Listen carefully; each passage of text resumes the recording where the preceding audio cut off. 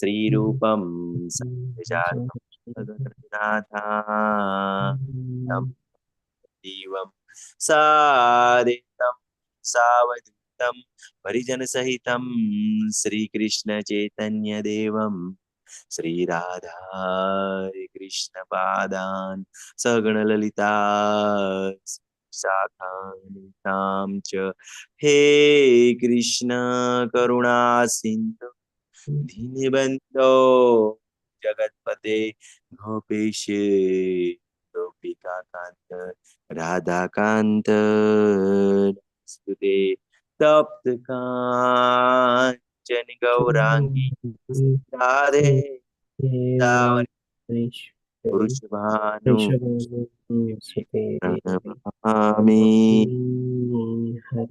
વાંఛા કલ્પતરુભ્યશ્ચ કૃપા સિંધુભ્ય એવ ચ પતિતાનાં પાવનેભ્યો વૈષ્ણવેભ્યો નમો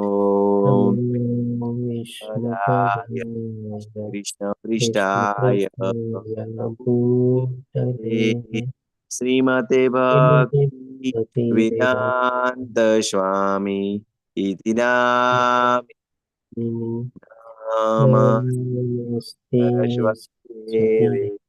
ગૌરવાચારી નિર્વિશેષ શૂન્યવાદી પાશ્ચાત્યતારિણી જય શ્રી કૃષ્ણ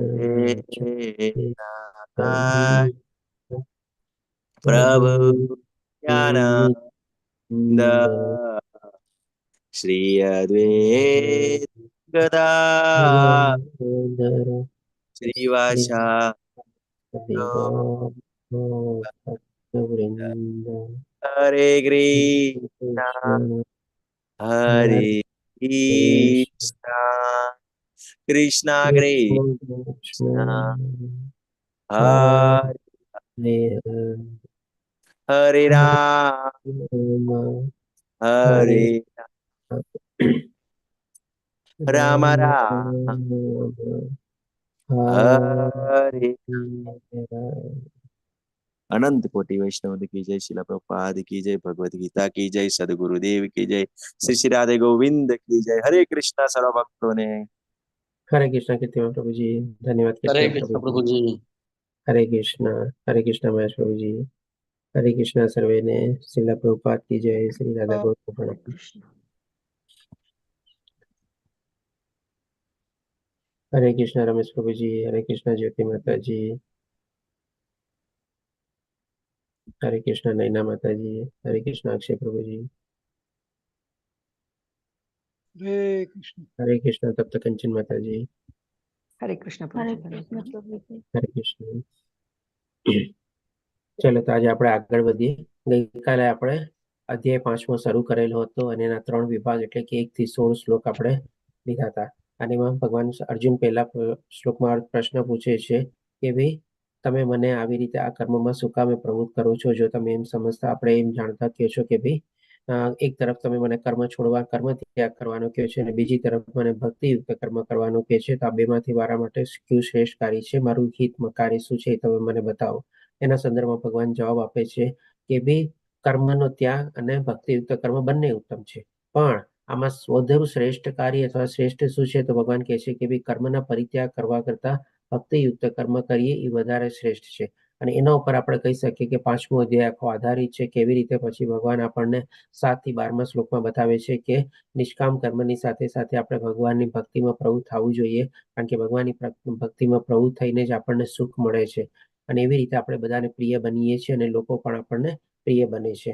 આ રીતે ભગવાન આપણને નિષ્કામ કર્મયોગની સાથે સાથે ભક્તિ યોગનું પણ જ્ઞાન આપે છે અને આપણા ગ્રહસ્થ માટે ભગવાન કહે છે કે એ શ્રેષ્ઠ છે। આપણે પછી ભગવાન આપણને 13 થી 16મા શ્લોકમાં આપણે જે આપણે કહીએ ને કે થોડો ઘણો આપણે જે કરતા ભાવ કેળવી લઈએ છીએ એના સંદર્ભમાં આપણને બહુ એકદમ ડિટેલમાં સ્પષ્ટીકરણ બતાવે છે કે ભાઈ આપણે ઈચ્છાઓ કેળવીએ છીએ અને ઈચ્છાઓ કેળવીને આપણે એનું ચિંતન કરીએ છીએ એટલે આપણી અંદર રહેલા આત્મા પરમાત્માને બધું ખબર પડે છે, પોતે સાક્ષી તરીકે બધું જાણે છે, સમજે છે, જોવે છે।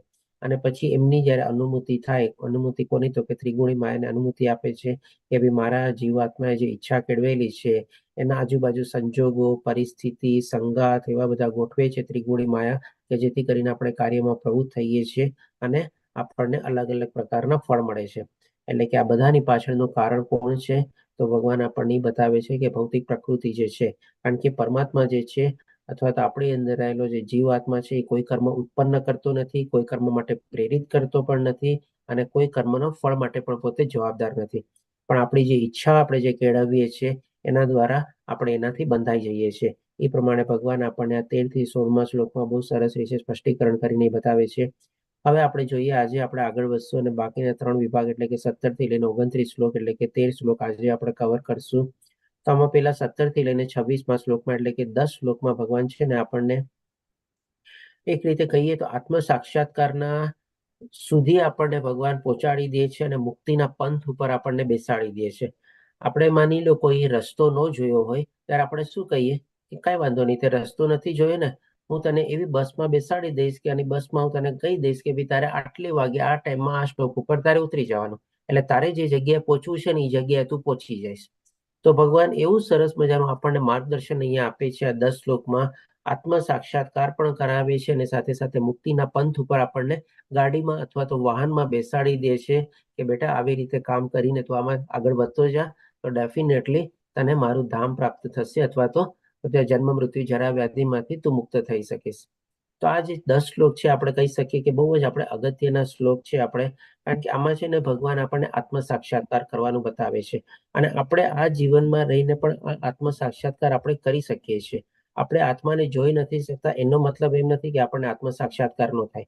આત્મ સાક્ષાત્કારની પહેલા પણ આપણે પરિભાષા અને બધું જાણી હતી કે બધી જગ્યાએ ભગવાનની આપણે અનુભૂતિ જાણવી, ભગવાનનો આપણે સંગાથ જાણવો, ભગવાન આપણી સાથે છે એવી જાતનું આપણે અંદરમાં ફિલિંગ અથવા એવી ટાઈપની લાગણી આપણે અનુભવીએ અને દરેકે દરેક જગ્યાએ ભગવાન આપણનો સાથ મળી રહેશે, ભગવાન થકી જ થાય છે, ભગવાન દ્વારા જ બધું થાય છે. એ જ બધી ચીજની પ્રક્રિયાને આપણે કહી શકીએ કે આત્મ સાક્ષાત્કાર છે આપણે.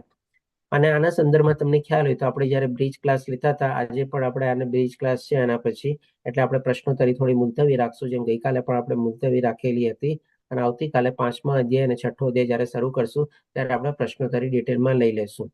તો એના સંદર્ભમાં એક બતાવું કે આપણે જ્યારે બ્રિજ ક્લાસમાં હમણાં જ્ઞાનની પરિભાષા જાણતા હતા, જે ભગવાન આપણને 13મા અધ્યાયના 8 થી લઈને 12મા શ્લોકમાં બતાવે છે 20 ચીજ, એમાં આપણે જે 19મો પોઈન્ટ હતો ને આત્મ સાક્ષાત્કારના મહત્વનો સ્વીકાર, એ ઘણો બધો પોઈન્ટ છે ને આપણને આ આત્મ સાક્ષાત્કારના 10 શ્લોકમાં છે ને આપણને રિલેવન્ટ છે અને કેવી રીતે આપણે કનેક્ટ કરશું એ પણ આપણે જોશું.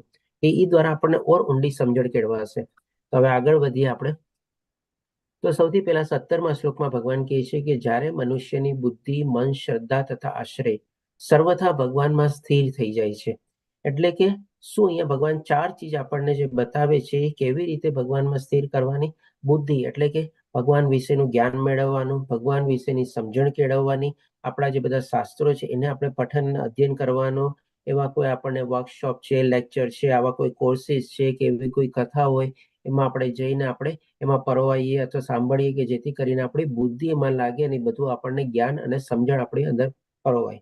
પછી મન, આપણે જ્યારે ભગવાન માટે આપણે માળા જપતા હોઈએ, આપણે જે આપણે રોજિંદા કર્મમાં આપણે મંગળા આરતી કરીએ, તુલસી પૂજા કરીએ, ભગવાનની આપણે નિત્ય સંખ્યાની જે માળાનો સંકલ્પ લીધો હોય એ આપણે કરીએ, ભગવાન માટે ભોગ ધરાવીએ, આ બધામાં શું છે? આપણું મન જે છે અથવા તો આપણું જે ચિત્ત છે આપણે ભગવાનમાં રાખેલું. આપણે માળા જપતા હોઈએ પણ મન આપણું બીજે ક્યાંય ભટકતું હોય તો એનો આપણને બહુ ફાયદો ન મળે.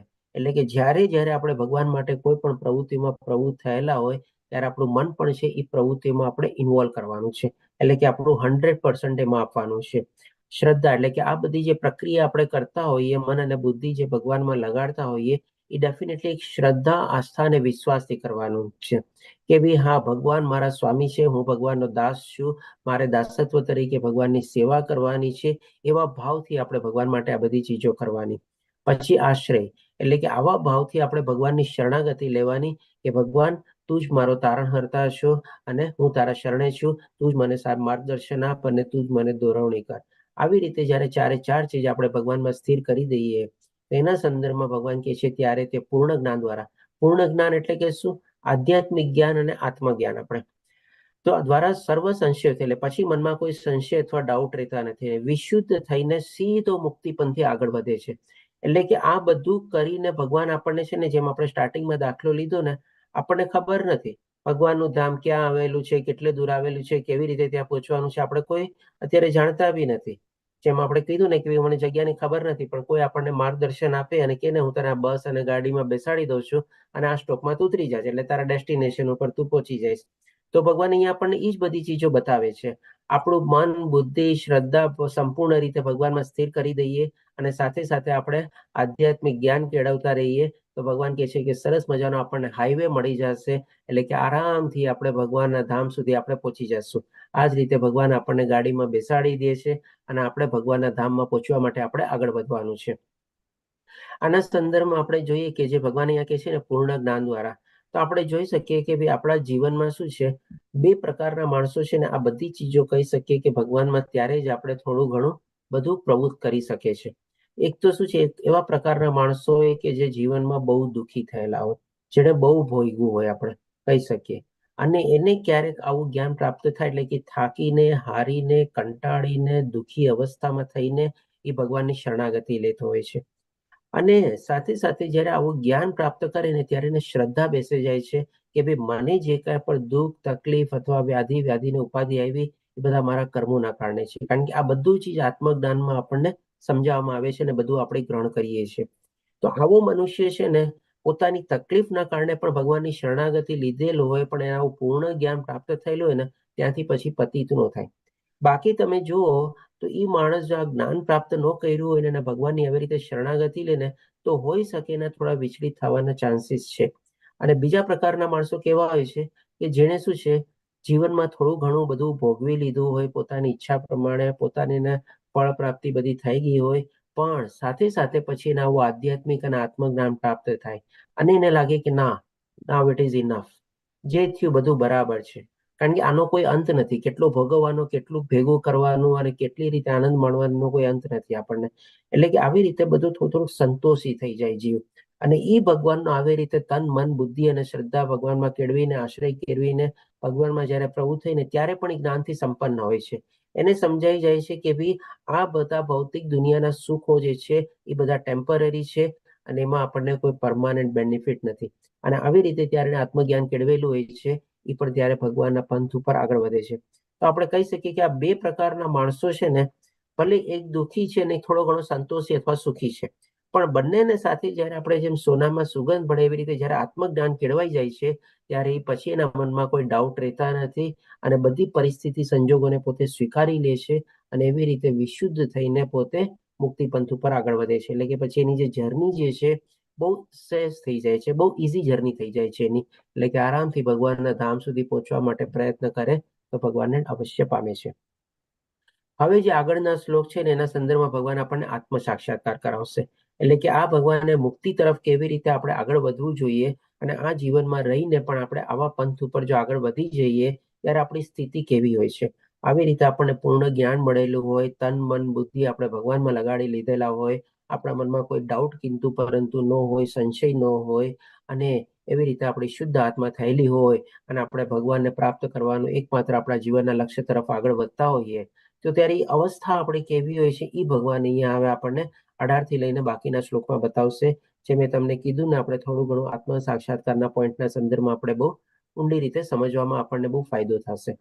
તો અહીંયા 18મા શ્લોકમાં ભગવાન કહે છે કે વિનમ્ર સાધુ, એટલે કે અહીંયા ભગવાન એના માટે એક વિશેષણ વાપરે છે. જે પ્રમાણે ભગવાન આપણને 17મા શ્લોકમાં બતાવ્યું એની જે અવસ્થા શું છે, એ જે સ્તર ઉપર પહોંચી ગયો છે મનુષ્ય, એને કેવી રીતે અહીંયા ભગવાન વર્ણવે છે તો કે વિનમ્ર સાધુ. સાધુ એટલે અહીંયા એવું નહીં કે ભાઈ ભગવા કપડાં પહેરી લીધા, કેસરી કપડાં કે સફેદ કપડાં પહેરી લીધા અને મોટી દાઢી રાખી લીધી અને ભગવાનના કોઈ આપણે કહે ને કે અલિપ્ત એકાંતવાસમાં વયો ગયો એ પ્રકારના સાધુ નહીં, પણ આ સંસારમાં રહીને પણ આવી જ રીતે જે જીવન જીવતો હોય જે પ્રમાણે ભગવાને આપણને આગલા શ્લોકોમાં બતાવ્યું, એના માટે ભગવાન અહીંયા આ શબ્દ વાપરે છે વિનમ્ર સાધુ. એટલે કે વિશેષણ રૂપે ભગવાન એને બતાવે છે કે એ વિનમ્ર સાધુઓ તેમના યથાર્થ જ્ઞાન એટલે કે શું? આત્મજ્ઞાન, પોતાનો સ્વધર્મ શું છે, પોતાનું નિયત કર્તવ્ય કર્મ શું છે, ભગવાનની કેવી રીતે ભક્તિ કરવાનું છે, મનુષ્ય જીવનનું લક્ષ્ય શું છે, એ લક્ષ્યને કેવી રીતે પ્રાપ્ત કરવાનું છે, આ બધું કહી શકીએ કે આપણે યથાર્થ જ્ઞાન છે. આવી રીતે યથાર્થ જ્ઞાનના પ્રતાપે વિદ્વાન તથા વિનયી બ્રાહ્મણને ગાય, હાથી, કૂતરા તેમજ ચંડાળને સમાન દ્રષ્ટિથી જુએ છે. એટલે કે એની સમાન દ્રષ્ટિ જોવાનો મતલબ શું છે કે બધામાં એક જ આત્મા જોવે છે, એટલે એકત્વ જોવે છે આપણે. અને એ આત્મા કોણ છે? તો કે પરમાત્માનો અંશ છે.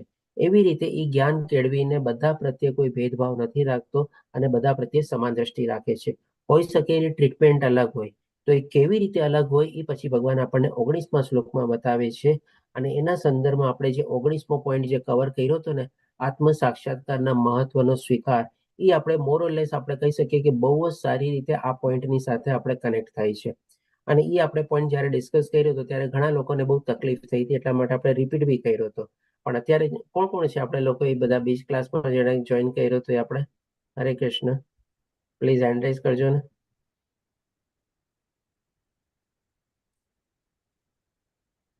કોણે ક્લાસ જોઈન કર્યો હતો? આપણે કોઈએ નતો કર્યો આમાંથી? આપણે અત્યારે જે પાર્ટિસિપન્ટ છે એમાંથી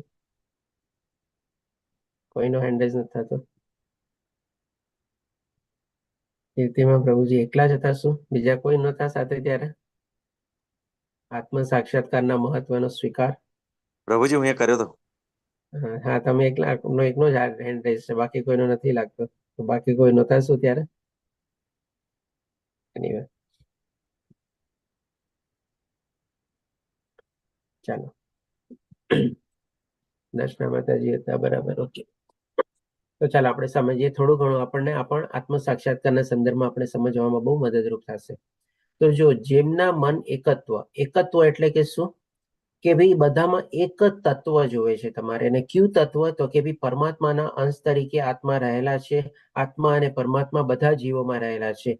જેટલા બી જીવો જે છે 84 લાખ ટાઈપના બધા જીવો, ખાલી મનુષ્ય નહીં. જેમ ભગવાન આપણને આગલા શ્લોકમાં કીધું ને, ગાય, હાથી, કૂતરા, ચંડાળ બધા પ્રત્યે સમત્વ ભાવ રાખે છે. તો કેવી રીતે સમત્વ ભાવ રાખે છે? તો કે બધામાં ભગવાનની જે શક્તિ જે છે, ભગવાનની ચડિયાતી અને પરાશક્તિ જે છે, જે જીવોની બનેલી છે, જે ભગવાન બતાવે છે, એ આત્મા અને પરમાત્માના દર્શન કરે છે. એટલે કે એક તત્વ એવી રીતે પોતે દર્શન કરે છે અથવા તો સમાન દ્રષ્ટિ કેળવે છે. પછી સમતામાં સ્થિત છે. સમતામાં સ્થિત એટલે કે શું? એ જાણી જાય છે કે ભાઈ આજે મારી અંદરમાં જે આત્મા અને પરમાત્મા રહેલા છે, એ સામેવાળા જીવના આત્મા અને પરમાત્મા રહેલા છે. પણ આ જે 84 લાખ ટાઈપની જે જીવો છે, બધાનું લેવલ તો અલગ અલગ છે ને. આપણે તમને ખ્યાલ હોય તો આપણે 3જા અધ્યાયમાં કવર કરેલું હતું ને કે ભાઈ શારીરિક સ્તર, માનસિક સ્તર, યાદ છે કે નહીં બધાને? 5 સ્તર આપણે જાણ્યા હતા. આપણે કોણ કહેશે ક્યાં હતા 5 સ્તર? આપણે હરે કૃષ્ણ, કોઈને યાદ નથી 5 સ્તર આપણને? આજે શું વાત છે, બધા એકદમ મ્યુટ છો તમારે? હરે કૃષ્ણ, મારે આગળ વધવું કે ન વધવું? હરે 5 સ્તર ક્યાં હતા? હરે કૃષ્ણ પ્રભુજી. અન્નમય, હરે કૃષ્ણ પ્રાણમય, પ્રભુજી. પ્રાણમય જ, હા મન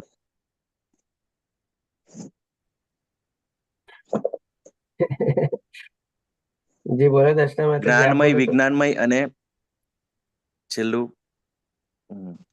આનંદ. શારીરિક સ્તર, વિષયક સ્તર, માનસિક સ્તર, આધ્યાત્મિક સ્તર. બરાબર. ઈ પણ અથવા તો જો બે રીતે આપણે એને સમજી શકીએ. વિજ્ઞાનમય ને આનંદમય. બરોબર.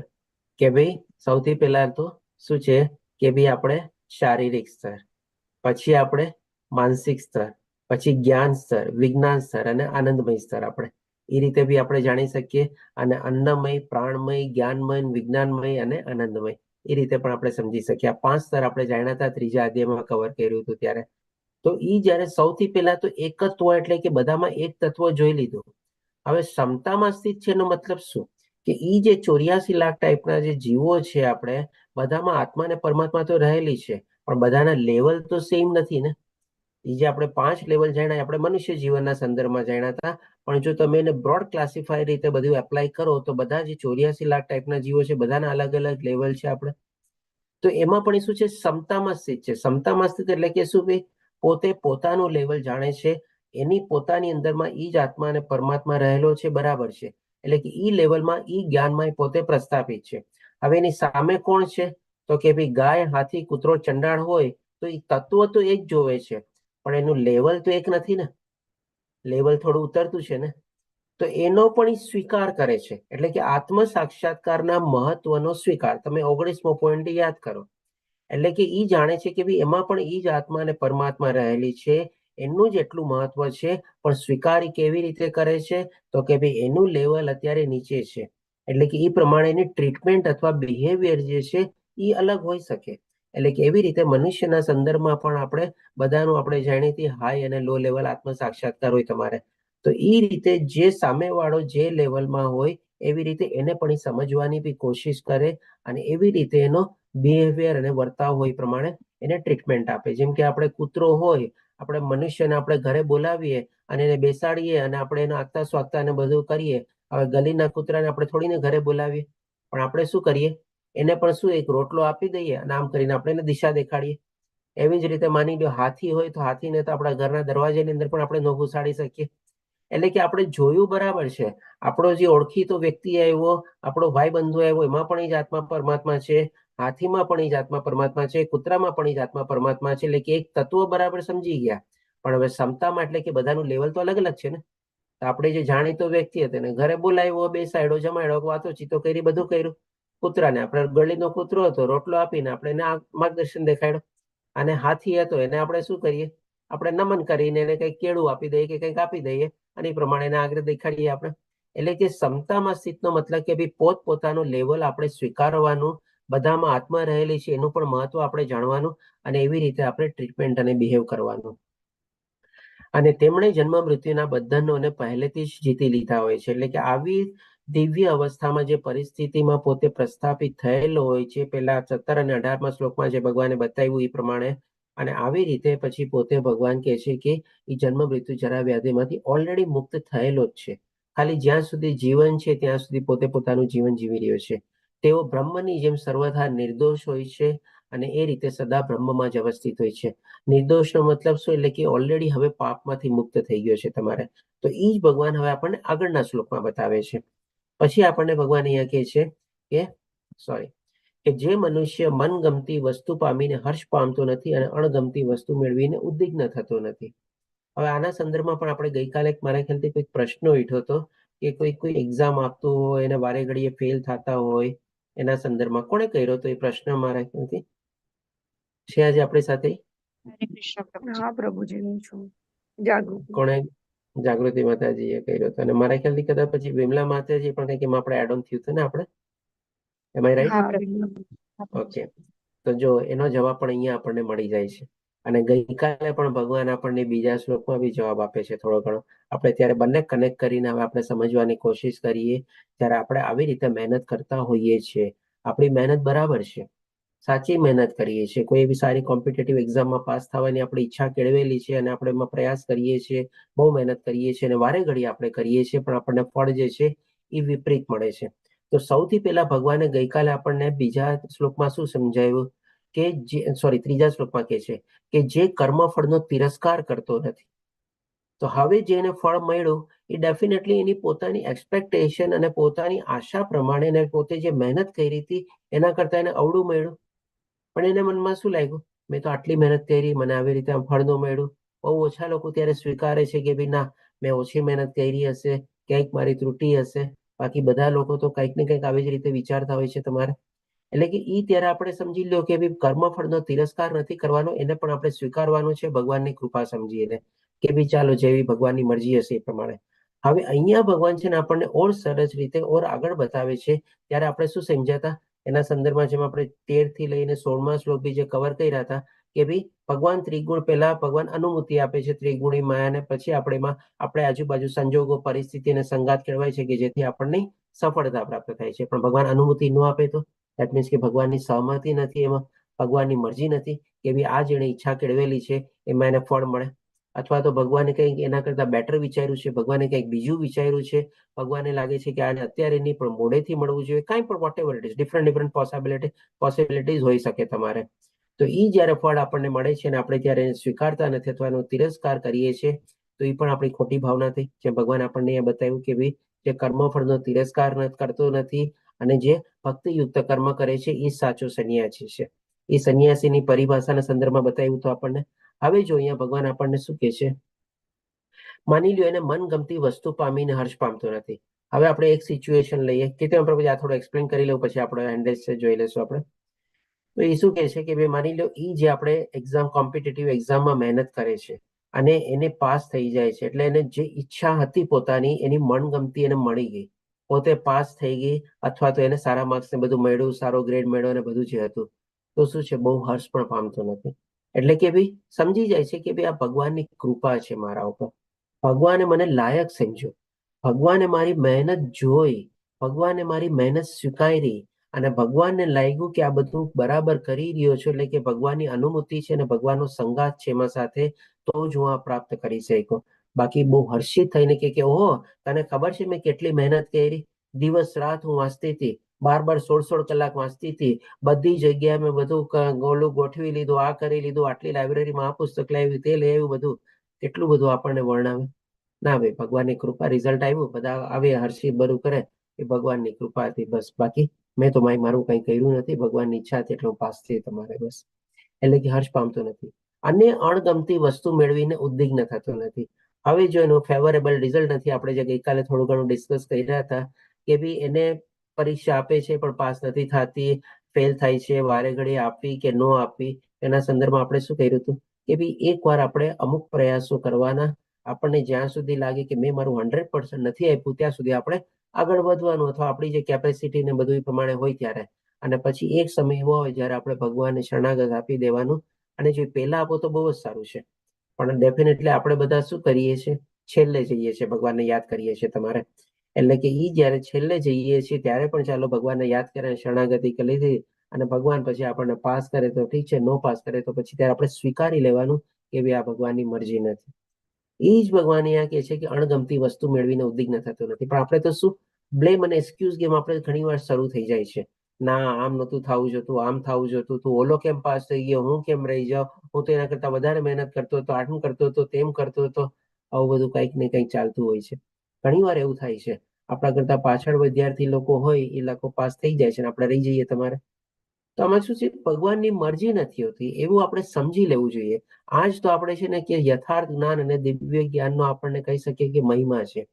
એટલે કે છે કે જે સ્થિર બુદ્ધિ છે, જે મોહ રહિત છે, એટલે કે પછી એને કોઈ ચીજનો મોહ બી રહેતો નથી કે ભાઈ મને મળે તોય બરાબર છે, ન મળે તોય બરાબર છે, જે હશે બધું ભગવાનની મરજી પ્રમાણે મને મળે છે.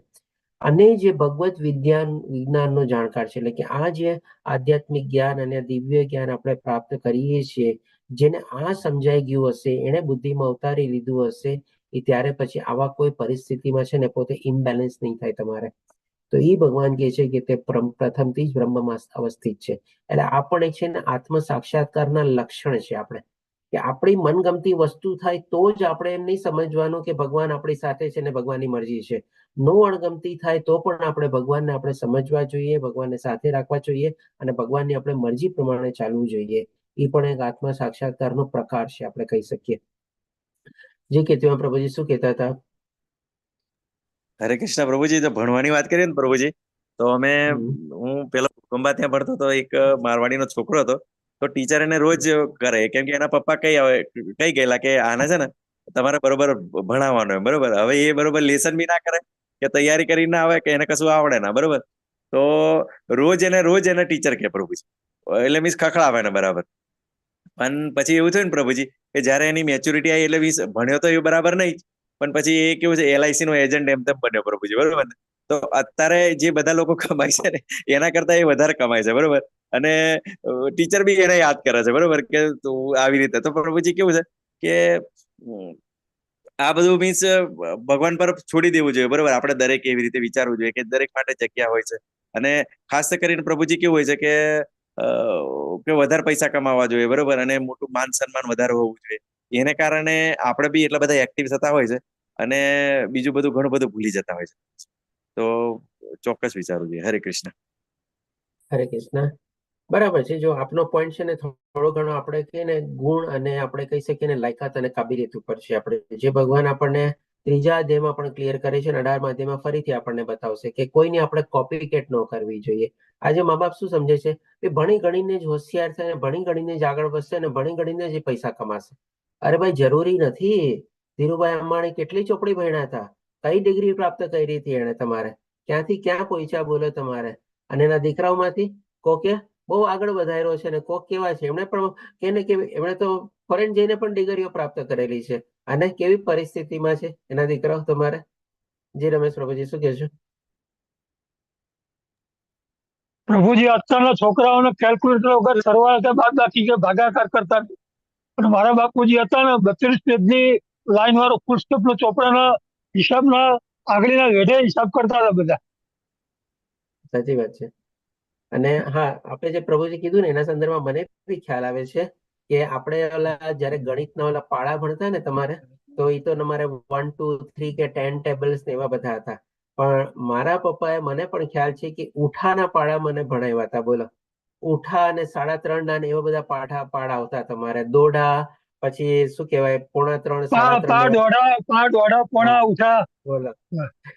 અમે આગળના લોકો વેઢે કેવું હિસાબ ભણતા? કરતા બધા. હા, એ જ તો. ભલે અમારા સિલેબસમાં નહોતું, પણ મારા પપ્પાએ મને કીધું જો તારે મેથ્સમાં સ્ટ્રોંગ થવું હોય ને તારે આગળ વધવું હોય ને થોડું ઘણું તો આ બધું કર. અને મને પોતાને ખ્યાલ છે કે જ્યારે સીએમાં અમને લોકોને કેલ્ક્યુલેટર લાવતા હતા ને, સાયન્ટિફિક કેલ્ક્યુલેટર લાવતા, પ્લેન કેલ્ક્યુલેટર 10 થી 12 ડિજિટનું તમારે, મને બહુ ઓછી જરૂર પડતી અને એમને હું બધા પ્લસ માઇનસ કરી લેતો તમારે. બોલો, એ ક્યાંથી કે જયારે એ આપણે બધા ભણ્યા હોય ને ત્યારે ને તમારે. એટલે કે બધું શું છે, બધી આપણે અલગ અલગ પ્રમાણે આપણી લાયકાત કાબિલિયત પ્રમાણે ઉપર આપણને જો કે ને કે બધાના ગુણો હોય છે તમારે. જરૂરી નથી કે ભણીને જ આપણે આગળ વધી શકીએ. ભણ્યા વગર પણ ઘણા લોકો આગળ વધે છે. જે પ્રમાણે કીર્તિવાન પ્રભુજીએ કીધું આપણને, LIC એજન્ટ બન્યો અને લાખો રૂપિયા વધારે કમાવે છે, જેના કરતા પાછળના લોકો જે બહુ ભણ્યા હશે એટલા નથી કમાતા. એનીવે, હવે જોઈએ ભગવાન આપણને 21મા શ્લોકમાં કહે છે, આવો જીવન મુક્ત. એટલે કે પેલા ભગવાને શું કીધું? વિનમ્ર સાધુ. આ બધા આત્મ સાક્ષાત્કારના લક્ષણ છે. આ 10 શ્લોકમાં આપણે તમે જોવા જાવ ને તો સંપૂર્ણ રીતે ભગવાન આપણને આત્મ સાક્ષાત્કાર અને મુક્તિ વિશે જ બતાવે છે તમારે, કે આ જીવનમાં રહીને પણ આપણે આત્મ સાક્ષાત્કાર કરી શકીએ છીએ અને મુક્ત જીવન બી આપણે જીવી શકીએ છીએ. આના સંદર્ભમાં ભગવાન કહે છે, આવો જીવન મુક્ત પુરુષ ભૌતિક ઇન્દ્રિય સુખ પ્રત્યે આકૃષ્ટ થતો નથી, પરંતુ હર હંમેશ સમાધિમાં નિમગ્ન રહીને પોતાની અંદર જ આનંદ અનુભવ કરે છે. કઈ કેવી? ભૌતિક દુનિયાના જે સુખ દુઃખ, આપણે મોહ માયા આકર્ષણ છે એના પ્રત્યે પોતે બહુ આકર્ષિત થતો નથી, કારણ કે જાણી જાય છે કે બે આ ત્રિગુણી માયાનો પ્રભાવ છે. આપણે જેટલા એમાં ઊંડા ઉતરશું આપણને તકલીફ થવાની છે. અને હંમેશા સમાધિમાં નિમગ્ન રહે છે એનો મતલબ શું? કે ભાઈ પોતે પોતાની જાત સાથે રહે છે, પોતે પોતાના સ્વ સાથે જોડાયેલો હોય છે, પોતે પોતાની આત્મા સાથે જોડાયેલો હોય છે તમારે. અને એવી રીતે જયારે પોતે આત્મા સાથે જોડાયેલો હોય છે તો એ કહે છે કે હંમેશા આનંદનો અનુભવ કરે છે ભગવાન. અને એ રીતે આત્મ સાક્ષાત્કાર પામેલો પુરુષ, અહીંયા પણ આત્મ સાક્ષાત્કાર જો ભગવાન બહુ સરસ રીતે આપણને બતાવે છે. આ જ તો આપણો આત્મ સાક્ષાત્કાર છે કે ભાઈ જેટલા હદે આપણે પોતાની આત્મા સાથે જોડાઈ શકીએ, આપણે પોતે પોતાનામાં રહી શકીએ, પોતાની સાથે રહી શકીએ. અહીંયા પોતું આપણું કોણ છે? તો કે પોતું આપણી આત્મા છે, બીજું કોઈ નથી આપણું પોતું. આ સંસારમાં, આ દુઃખાલયમાં કોઈ આપણું પોતું નથી. બધા આપણે કહી શકીએ ને કંઈક આપણી કર્મની ગતિ પ્રમાણે એકબીજાની સાથે જોડાયેલા છે. કોક પછી આપણને સુખ મળે છે, કોકના થકી દુઃખ મળે છે, કારણ કે એ પણ આપણા કર્મોની ગતિ જ છે. હોઈ શકે પાછલા જન્મમાં કોઈક એવા કર્મ કર્યા હશે તો કોઈક માણસ આપણને બહુ સારું મળી ગયું, જેનાથી આપણને ઘણું બધું આપણને લાભ થાય છે. અને આપણું પોતાનું જ કોઈક માણસ એની સાથે એવી રીતે જોડાયેલો છું કે એ જ આપણને દુઃખ અને તકલીફ આપતા હશે. આપણા જ બધો કર્મની ગતિ છે. અને ગયા પછી આપણને પણ ખબર છે કે ભાઈ કેટલી વાર આપણને એ લોકો રાખવાના છે, આપણી ડેડ બોડીને તમારે. એટલે કે સાચો આત્મા, સાચો સ્વ, સાચું પોતાનું આપણું પોતાની અંદર રહેલો આત્મા પરમાત્મા છે. ને આવી રીતે જયારે આપણે કે છે ને ભગવાન હર હંમેશ સમાધિમાં નિમગ્ન રહીને, એટલે કે જેટલી હદ સુધી આપણે એની સાથે જોડાશું એટલું જ આપણને એની સાથે જોડાવાનો લાભ મળશે, આનંદ મળશે અને આપણને ખુશી થશે આપણને. અને આ જ આત્મ સાક્ષાત્કાર છે. આવો આત્મ સાક્ષાત્કાર પામેલો પુરુષ પરબ્રહ્મમાં એકાંગ્ર હોવાને કારણે અનંત સુખ ભોગવે છે. કોઈ લિમિટ જ નથી તમારે, ઇન્ફાઇનાઇટ લિમિટ. એટલું સુખી હોય છે કે વાત ન પૂછો. આપણે આના સંદર્ભમાં આપણે લેવલ 1માં અહીંયા હરિદાસ ઠાકોરની સ્ટોરી પણ લઈએ છીએ આપણે. તમારા ખ્યાલથી બધાને યાદ હશે. આપણે હવે પછી ભગવાન આપણને 22મા શ્લોકમાં કહે છે કે બધા લોકો તો આવી સ્થિતિ હોતા નથી, બધા લોકોને આવું જ્ઞાન હોતું નથી, અને બધા આવી રીતે પોતાની ઇન્દ્રિય ઉપર કાબુ બી રાખી શકતા નથી. તો જે લોકો બીજા બાજુ છે, અથવા તો સિક્કાની બીજી બાજુ જે ભગવાનને બતાવે છે કે બુદ્ધિશાળી મનુષ્ય પેલા ભગવાન આપણને એની સ્થિતિ બતાવે છે જે આવો વિનમ્ર સાધુ છે, આવો જીવન મુક્ત જીવન જીવી રહ્યો છે, આત્મ સાક્ષાત્કાર જેને થયેલો છે, એમાં પ્રસ્થાપિત થયેલો છે, પરબ્રહ્મની અવસ્થા સુધી પહોંચી ગયેલો છે. એને ભગવાન ફરીથી એક વિશેષણ આપીને કહે છે કે આવો બુદ્ધિશાળી મનુષ્ય ભૌતિક ઇન્દ્રિયોના સંસર્ગથી ઉત્પન્ન થનારા સુખ ભોગમાં રસ લેતો નથી, કારણ કે તે દુઃખના મૂળ કારણરૂપ બની રહે છે. એટલે કે બધી ચીજોના આપણે ભૌતિક દુનિયાના સંદર્ભમાં આપણે જાણી શકીએ છીએ કે ભાઈ ટેમ્પરરી સુખ, શાંતિ અને આનંદ આપણને મળે છે, ઇન્દ્રિય તૃપ્તિ અને શરીર સુખ મળે છે, પણ સાચો સુખ, શાંતિ અને આનંદ એટલા માટે મળતો નથી કારણ કે આપણી આત્મા સુધી પહોંચતો જ નથી. સૌથી પહેલા તો જે સુખ, શાંતિ અને આનંદ આપણે જે પ્રાપ્ત કરીએ છીએ એ ખાલી આપણી ઇન્દ્રિયો પૂરતો સીમિત રહી જાય છે, અથવા તો આપણા શરીર પૂરતો સીમિત રહી જાય છે, અથવા તો આપણા મન પૂરતો સીમિત રહી જાય છે, અથવા તો કહી શકીએ કે થોડી ઘણી આપણે બુદ્ધિનો પણ આપણને સંતોષ થાય છે. કારણ કે કોઈક ને કોઈક શું હોય કે મને બહુ મોટો હોદ્દો મળે, મારી બહુ મોટી પોઝિશન થાય, મારી બહુ મોટી નામના થાય, એ પ્રમાણે થોડું ઘણું એની બુદ્ધિને અને મનને પણ શાંતિ મળે છે. એટલે કે આ બધા ચીજો જે આપણને સુખ, શાંતિ અને આનંદ જે આપે છે ભૌતિક સંદર્ભમાં, એ બધું ચીજ આપણે શું છે, ઇન્દ્રિયો આપણા માટે ત્યાં સુધી સીમિત છે, શરીર સુધી સીમિત છે અને આપણી મન અને બુદ્ધિ સુધી સીમિત છે. એનાથી બિયોન્ડ તો એ જાતો જ નથી. એટલા માટે આપણી અંદર રહેલો જે આત્મા જે છે અતૃપ્ત રહે છે આપણે, કારણ કે એને શું જોવે છે તમારે, આપણે કેવું કહીએ ને કે ભાઈ શરીરને સુખ જોવે છે, મનને શાંતિ જોવે છે, અને આપણી આત્માને શું જોવે છે? શું કહે છે? આત્માને શું જોવે છે આપણે?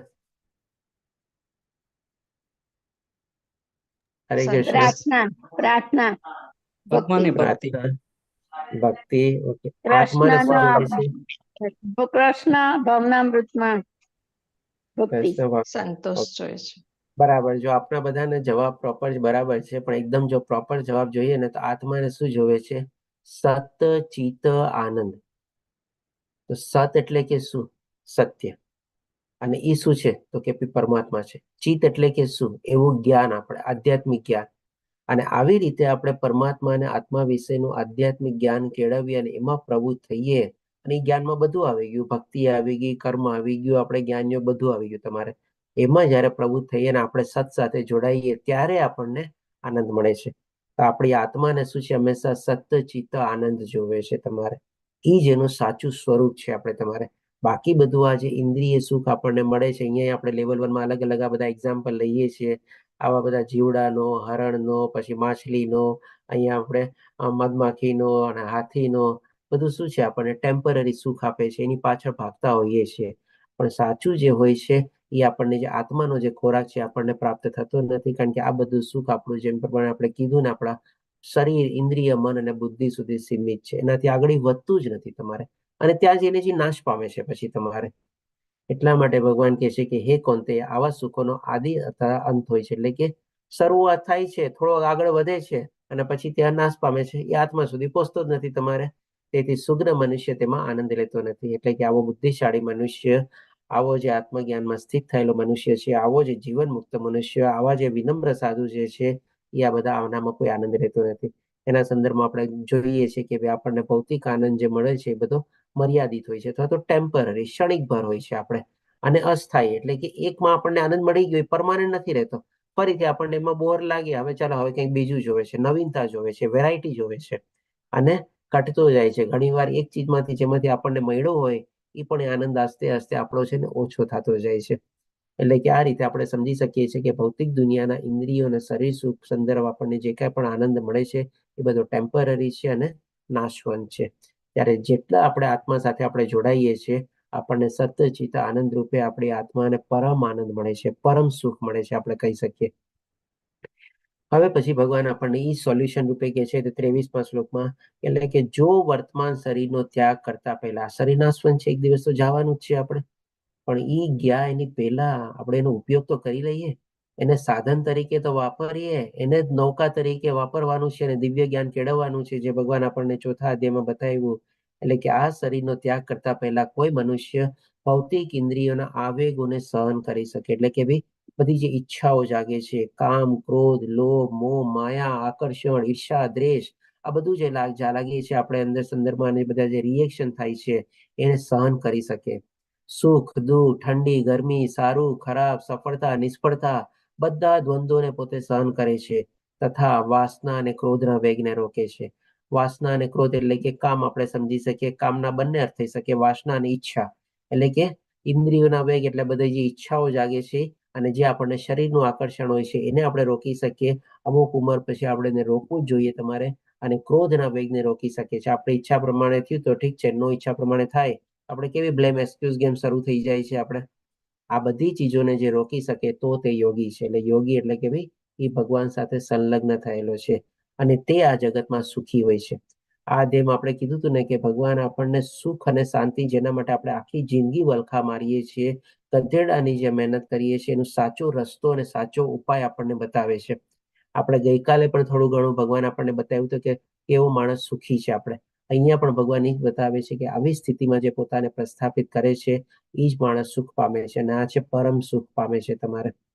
પછી એ ભગવાન આપણને 24મા શ્લોકમાં કહે છે કે જે મનુષ્ય અંતર થકી સુખી છે. ફરીથી આપણે અંતરનો સંદર્ભ જ છે કે ભાઈ આપણે આપણી આત્મા સાથે, આપણા સ્વ સાથે જોડાવાનું છે, આત્મસંયમ. અને તમને ખ્યાલ હોય તો આપણે જે 20 પોઈન્ટ સમજ્યા, તમે એક પોઈન્ટ આપણે આત્મસંયમ હતું એના સંદર્ભમાં પણ આપણે જોયું હતું કે કેવી રીતે આપણે આત્માની સાથે આપણે જોડાવવું જોઈએ. એટલે કે અંતર થકી સુખી છે, સક્રિય છે, એટલે કે ડેફિનેટલી બાહ્ય તરીકે જે ભગવાન આપણને ગઈકાલે કીધું ને કે જે ખાતો, ઉઠતો, બેસતો, સૂતો, ઊંઘતો, ચાલતો, બધું કરતો હોય, એટલે કે બધા કાર્યોમાં પોતે પ્રવૃત્ત હોય, બધી રીતે પોતે એક્ટિવ હોય, પણ એ બધું શું ખાલી પોતાના ઇન્દ્રિયો દ્વારા અને શરીર દ્વારા પોતે આપણે, પણ બાકી જે અંતર થકી જે છે એ હંમેશા પોતે પોતાની આત્મા સાથે જોડાયેલો હોય છે. બાકી ડેફિનેટલી જે ભૌતિક દુનિયાના થોડા ઘણા શરીર નિર્વાહ માટે કામ કરવા પડે એ પોતે આવી રીતે પોતેમાં એક્ટિવ પણ હોય છે. અને અહીંયા આપણે બીજી ઓર થોડી આગળ રીતે બી સમજી શકીએ, આધ્યાત્મિક રીતે પણ એક્ટિવ હોય છે. જે પ્રમાણે પોતાના જે પોતે નિયમ લીધેલા હોય, સવારના પોરમાં ઉઠી લઈને રાતના સુધવા સુધી ભગવાનના આરતી કરવી, ભગવાનના દર્શન કરવા, ભગવાનનો ભોગ ધરાવવો, માળા સંખ્યા લેવી, ભાગવત વાંચવું, ભગવદ્ ગીતા વાંચવી, આ બધું પણ એ કરતો હોય અને સાથે સાથે પોતાનું નિયત કર્તવ્ય કર્મ પણ પોતે કરતો હોય. એટલે કે બંને રીતે સક્રિય હોય છે, બંને રીતે એક્ટિવ હોય છે તમારે. તથા અંતરમાં આનંદ અનુભવનારો છે. ડેફિનેટલી અંતર પોતાની આત્મા સાથે જોડાયેલો છે, ત્યાં ડેફિનેટલી આનંદ એને મળે જ છે. પરમ સુખ અને પરમ આનંદ પોતે અનુભવે છે, સત્યચિત આનંદરૂપ. અને જેનું લક્ષ્ય અંતર્મુખી છે, એટલે કે ભાઈ હવે એને પરમાત્માનો પ્રાપ્ત કરવાનું જેનું લક્ષ્ય બની જાય છે, તે જ વાસ્તવમાં પૂર્ણ યોગી છે. તે પરબ્રહ્મમાં મુક્તિ પામે છે અને અંતે બ્રહ્મને પામે છે. એટલે કે આ 10 શ્લોકમાં જેમ આપણે જાણ્યું ને, ભગવાન આપણને આત્મ સાક્ષાત્કાર અને મુક્તિ. પહેલા ભગવાને આપણને સરસ મજાની ગાડીમાં, બસમાં બેસાડી દીધા કે જા આવી રીતે બધું કર અને હું તને કહું એ પ્રમાણે ડેસ્ટિનેશનમાં તું ઉતરી જાજે. પછી રસ્તામાં જે આપણે જોઈએ બધું શું આપણને ઘણી બધી ચીજો જોવાને બધું આવે, તો એના સંદર્ભમાં ભગવાન આપણને આત્મ સાક્ષાત્કાર કરાવ્યું ઓન ધ જર્નીમાં, આપણને રસ્તામાં આપણને. અને ફરીથી પાછા ભગવાન અહીંયા આપણને કહે છે કે ભાઈ આવી રીતે અંતે પરબ્રહ્મમાં મુક્તિ પામે છે અને બ્રહ્મને પામે છે, એટલે કે ભાઈ ભગવાનના ધામને પામે છે. પરબ્રહ્મને પામવું એટલે કે ભગવાનના ધામને પામવું આપણે. હવે પછી ભગવાન આપણને 25મા શ્લોકમાં કહે છે કે જે લોકો સંશયમાંથી ઉત્પન્ન થનારી દ્વિધાઓથી પર થયેલા છે, કોઈ જાતના હવે કોઈ ડાઉટ નથી એના મનમાં, જેમના મન આત્મ સાક્ષાત્કારમાં લીન થયેલા છે. એટલે કે માની લો આપણે સરસ મજાની આવી રીતે મુક્તિ પંથ ઉપર આગળ વધતા હોઈએ અને રસ્તામાં જે આપણી જર્ની આવે બધું આપણે સીન સિનરી એન્જોય કરતા હોઈએ, તો એ જ આપણને અહીંયા ભગવાન આપણને બતાવે છે ને કે આપણે એવી રીતે આત્મ સાક્ષાત્કારમાં સ્થિત થયેલા હોઈએ, આપણે પોતાના અંતર સાથે જોડાયેલા હોઈએ, અંતર થકી આપણને સુખનો અનુભવ થતો હોય, અંતર થકી આપણને આનંદ મળતો હોય. એટલે કે આપણે જે જર્ની જે છે ભગવાનને પ્રાપ્ત કરવાની, જે મુક્તિ પંથ ઉપર ભગવાને આપણને બેસાડી દીધા છે, એ રસ્તો પણ આપણે કેટલો સરસ રીતે એન્જોય કરીએ છીએ આપણે. એવી જ રીતે એ જ આત્મ સાક્ષાત્કારમાં લેવલમાં આપણે આગળ વધીએ છીએ તમારે. અને મનમાં કોઈ જાતમાં આપણા ડાઉટ નથી, કોઈ શંકા નથી, કોઈ દુવિધા નથી. આપણે સંપૂર્ણ રીતે ભગવાનના આશ્રય થયેલા છે, ભગવાનની શરણાગતિ આપણે સ્વીકારી લીધેલી છે. ત્યારે ભગવાન કહે છે કે જેમના મન આત્મ સાક્ષાત્કારમાં લીન થયા છે, જેઓ જીવ માત્રના કલ્યાણ અર્થે સદા કાર્યરત રહે છે. એટલે કે ડેફિનેટલી અહીંયા જીવ માત્રના કલ્યાણ અર્થે કાર્યનો મતલબ શું છે? એવા કંઈક ને કંઈક આપણે કહી શકીએ કે ભાઈ પરોપકારી કાર્ય. એટલે કે પરોપકારી કાર્ય શું કે ભાઈ અનાથ આશ્રમ બાંધવા, આપણે સ્કૂલો બાંધવી, મંદિરો બાંધવા, એ તો બધા છે જ પરોપકારી કાર્ય. પણ સાચા પરોપકારી કાર્ય એટલે કે શું? જીવ માત્રના કલ્યાણ માટે શું કે ભાઈ લોકોને સાચા માર્ગે દોરવવા, લોકોને ભગવાન પૂર્ણ પુરુષોત્તમ પરમેશ્વર વિશેનું જ્ઞાન આપવું આપણે, અને એ જ્ઞાન આપીને આપણે એને એના મનુષ્ય જીવનનો ઉદ્દેશ સમજાવવાનો. આ બધું પણ રાતોરાત નથી થવાનું. ભગવાને ત્રીજા અધ્યાયમાં આપણને શું બતાવ્યું? આસ્તે આસ્તે આસ્તે આપણે કરવાનું છે, પણ આપણે આવા કર્મમાં પણ આપણે પ્રવૃત્ત થવાનું છે. તો એ પણ આપણે કહી શકીએ કે આપણા કર્મમાં અકર્મ થઈ ગયું આપણે. એટલે કે આધ્યાત્મિક કર્મ કરવા માટે બીજા લોકોને પ્રેરિત કરીએ, બીજા લોકોને પ્રેરણા આપીએ, બીજા લોકોનો હાથ પકડીએ, બીજા લોકોને આંગળી ચીંધવીએ, બીજા લોકોને રસ્તો દેખાડીએ, આ બધા એકચ્યુઅલી શું છે, જીવ માત્રના કલ્યાણકારી કાર્યો છે. ખાલી એમ નથી કે ભાઈ ચાલો મંદિરો બાંધી દીધા, અનાથ આશ્રમ બાંધી દીધા, પછી આપણે ગૌશાળા બાંધી દીધી, પછી આપણે વૃદ્ધાશ્રમ બાંધી દીધા એટલે આ બધા બહુ પરોપકારી કાર્ય થઈ ગયા. ડેફિનેટલી થોડા ઘણા હશે, કોક લોકો એને ફાયદો મેળવતો જ હશે, પણ સાચું શું? અલ્ટિમેટલી ત્યાં પણ જઈને જો બધા પોતપોતાની ઇન્દ્રિય સુખ અને શરીર સુખમાં જ પ્રવૃત્ત થતા હોય તો પછી ફાયદો શું? આજે માની લો વૃદ્ધાશ્રમ આપણે બાંધી દીધા, ઘણા વૃદ્ધ લોકો ત્યાં જઈને પોતે કરતા હોય, આપણે કરે કે આપણે ખાલી અમારે તો બી અમને સરસ મજાનું ટીવી મળી જાય, ઇન્ટરનેટ મળી જાય, અમે તો યુટ્યુબ જોશું, આ બધું જોશું. ત્યાં જઈને ભગવાનનું નામ લવ લેતા હોય તો એ આપણું શું કેટલું કલ્યાણકારી થયું તમારે જોયું? આત્માનું તો કલ્યાણ ન થયું ને તમારે. અલ્ટિમેટલી પોતાના ઘરે બેઠીને શરીર સુખ માણતા હતા, હવે ત્યાં વૃદ્ધાશ્રમમાં જઈને ઘર શરીર સુખ માણે છે. ત્યાં એની પાસે પૈસાની સગવડ છે, ઘરમાં એને બહુ સુખ નહોતી આપતી હતી, કંકાસ થતો હતો, એટલે શું સમજ્યું, મારી પાસે તો પૈસા છે ને, મને ફર્સ્ટ ક્લાસ એકદમ 5 સ્ટાર વૃદ્ધાશ્રમ મળી જાય ને, આરામથી મને લોકોની કંપની મળશે, બધી ન્યુટ્રલ કંપની હશે, કોઈની સાથે આમ તો જોડાયેલું નથી, બધાનું ત્યાં એન્જોય કરીશ, તો ત્યાં જઈને કરવા લાગ્યો. એવા વૃદ્ધાશ્રમ બાંધીને પણ ફાયદો શું? આપણે સાચું આપણે એવી જ રીતે કલ્યાણકારી છે કે ભાઈ જયારે આપણે ભગવાનના સંદર્ભમાં આપણે આ લોકોને આપણે આત્મજ્ઞાન અને ભગવાનનો આપણે રસ્તો બતાવીએ અને મનુષ્ય જીવનનો આપણે બતાવીએ, ત્યારે જ આપણે કહી શકીએ કે જીવ માત્રના કલ્યાણ અર્થ સાચું કાર્ય કરેલું કહેવાય. અને જેવો સર્વ પાપથી રહિત તેવો છે, તેમાં પરબ્રહ્મમાં મુક્તિ પામે છે. આના સંદર્ભમાં પણ ભગવાને આપણને કીધું ને કે જે વિશુદ્ધ થયેલો છે, એટલે ઓટોમેટિકલી બધી જેમ જેમ એમાં આગળ વધતો જાય છે ને એના પાપ કર્મો પણ બધા આપણે ધોવાતા જાય છે. કારણ કે ભગવાને કીધેલું છે, જે મારી શરણાગતિમાં આવશે એના બધાના પાપ કર્મો હું તારે દૂર કરીશ. અર્જુનને કે છે 18 અધ્યાયના 66મા શ્લોકમાં. પછી એ ભગવાન આપણને 26મા શ્લોકમાં કહે છે, આત્મ સાક્ષાત્કારના સંદર્ભમાં આપણે આ છેલ્લો શ્લોક છે, આપણે એ જોઈ લે કે જેવો ક્રોધ તથા સર્વ ભૌતિક કામનાઓથી રહિત થયેલા છે. તો જે ભગવાને આપણને આગળ બતાવ્યું ને કે આ શરીર ત્યાગ કર્યા પહેલા જે કામ, વાસના અને ક્રોધથી મુક્ત થયેલો છે, એ જ આમાં આગળ વધી શકે છે. તો એ જ ભગવાને ફરીથી આપણને રિપીટ કરીને કહે છે કે તે બી ક્રોધ અને ભૌતિક કામનાઓથી રહિત થયેલા છે. અને જેઓ આત્મજ્ઞાની, આત્મસંયમી અને પૂર્ણતા પામવા માટે સતત પ્રયાસ કરનારા છે, એટલે કે આત્મજ્ઞાન ને બધું કેળવેલું છે, પોતે ક્યાંથી આવ્યા છે, કોની સાથેનો સંબંધ શું છે, અને આત્મસંયમ એટલે પોતાની આત્માની સાથે જોડાયેલા છે, પોતાના મનુષ્ય જીવનનો ઉદ્દેશ પામે છે, અને એ જ ઉદ્દેશ એટલે કે પૂર્ણતા પામવા માટે સતત પ્રયાસ કરનારા છે, એટલે કે એમાં આગળ વધવાની પોતે કોશિશ કરે છે. તેમની મુક્તિ નજીકના ભવિષ્યમાં સુનિશ્ચિત છે. એટલે કે સમજી લો, ભગવાને જેમ આપણને સ્ટાર્ટિંગમાં ગાડીમાં બેસાડ્યા, પછી સરસ મજાની આખી યાત્રા બી કેવી રીતે એન્જોય કરાવી, હવે સમજી લેવાનું છે કે આપણું ડેસ્ટિનેશન જે છે નજીકમાં એકદમ આવવાનું જ છે. હવે આપણે આપણો માલ સામાન બધો કેમ આપણે ઉતારીએ તમારે, એવી રીતે બધું આપણે ભેગું કરવાનું છે. અહીંયા શું ભેગું કરવાનું છે કે ભાઈ જેટલું આપણે ભગવાન માટે ભક્તિ બધી કરી હોય બધું આપણે યાદ કરવાનું છે, અને ભગવાનને કહેવાનું છે કે બીજો ભગવાન મેં આ બધું કરેલું છે, અને નજીકના ભવિષ્યમાં ડેફિનેટલી આપણને મુક્તિ પ્રાપ્ત થાય જ છે. એટલે કે આ રીતે સરસ મજાનું ભગવાન આપણને આ 10 શ્લોકમાં આપણને આત્મ સાક્ષાત્કાર અને મુક્તિના પંથ ઉપર આગળ વધારે છે, અને એકદમ ફાઇનલ ડેસ્ટિનેશન સુધી આપણને પહોંચાડી પણ દે છે. હવે 27મો અને 28મો શ્લોક છે, આપણે કહી શકીએ થોડું ઘણું અષ્ટાંગ યોગના સંદર્ભમાં છે, કારણ કે આમાં પણ મુક્તિ તો મળે છે. કારણ કે ભગવાને અર્જુનને જવાબ શું આપ્યો હતો કે ભાઈ મુક્તિ માટે તો કર્મનો ત્યાગ અને ભક્તિયુક્ત કર્મ બંને ઉત્તમ છે. તો ભગવાને અત્યાર સુધી બધું આપણને ભક્તિયુક્ત કર્મ બતાવ્યું, કારણ કે ભગવાને શું કીધું, પણ આ બે પૈકી ભક્તિયુક્ત કર્મ વધારે શ્રેષ્ઠ છે. એવી રીતે ભગવાને ગઈકાલે આપણને બીજા શ્લોકમાં જવાબ આપ્યો હતો. તો એના સંદર્ભમાં ભક્તિયુક્ત કર્મ કેવી રીતે શ્રેષ્ઠ છે એ બધું આપણને અત્યાર સુધી સમજાયું. હવે જે લોકો માની લ્યો અષ્ટાંગ યોગ ફોલો કરે છે, એના સંદર્ભમાં પણ એને પણ મુક્તિ પ્રાપ્ત થાય છે. આપણે જસ્ટ ગો થ્રુ કરી લઈએ, અને કદાચ આપણે આને આવતીકાલે પણ 6થા અધ્યાયમાં પણ લેશું, જ્યારે આપણે પ્રાણાયામ ને બધું અષ્ટાંગ યોગ જાણશું ને ત્યારે. આના 27મા અને 28મા શ્લોકમાં ભગવાન કહે છે કે સર્વ બાહ્ય ઇન્દ્રિય વિષયોને બહાર કરીને, દ્રષ્ટિને બે ભ્રમરોની વચ્ચે કેન્દ્રિત કરીને, શ્વાસ તથા ઉશ્વાસને નસકોરાની અંદર રોકીને, અને એ રીતે મન, બુદ્ધિ તથા ઇન્દ્રિયોને વશમાં રાખીને મોક્ષ પ્રતિ લક્ષ્ય રાખનાર યોગી ઈચ્છા, ભય તથા ક્રોધથી રહિત થઈ જાય છે. અને આવી અવસ્થામાં સતત રહેનારો યોગી નિસંદેહ મુક્ત હોય છે. એટલે કે મુક્તિ આને પણ પ્રાપ્ત થાય છે, પણ એને કઈ ટાઈપની મુક્તિ પ્રાપ્ત થાય છે? સાયુજ્ય મુક્તિ પ્રાપ્ત થાય છે. એટલે કે એ લોકો શું છે, પોતાની અંદર જ પરમાત્માની ખોજ કરે છે, ભગવાનને નિરાકાર, નિર્વિશેષ અને નિર્ગુણ રૂપમાં પ્રાપ્ત કરવાની કોશિશ કરે છે, અને આવી કઠોર સાધના અને તપસ્યામાં પોતે પ્રવૃત્ત થાય છે, અને એવી રીતે ભગવાનની સાયુજ્ય મુક્તિ પ્રાપ્ત કરે છે. એટલે કે ભગવાનની બ્રહ્મ જ્યોતિમાં એકાકાર અથવા તો વિલીન થવાની લોકોની ઈચ્છા લોકોને ફળીભૂત કરે છે એ લોકો. હવે ભગવાન આપણને આ છેલ્લા શ્લોકમાં 29માં શ્લોકમાં એક સરસ મજાની પીસ ફોર્મ્યુલા અથવા શાંતિ ફોર્મ્યુલા આપે છે આપણને. ભગવાન આપણને અલગ અલગ જગ્યાએ અધ્યાયમાં બતાવ્યું કે સાચું સુખ ક્યાંથી મળે છે, હવે સાચી શાંતિ ક્યાંથી મળે છે એ પણ ભગવાન આપણને આ શ્લોકમાં સ્પષ્ટ કરે છે.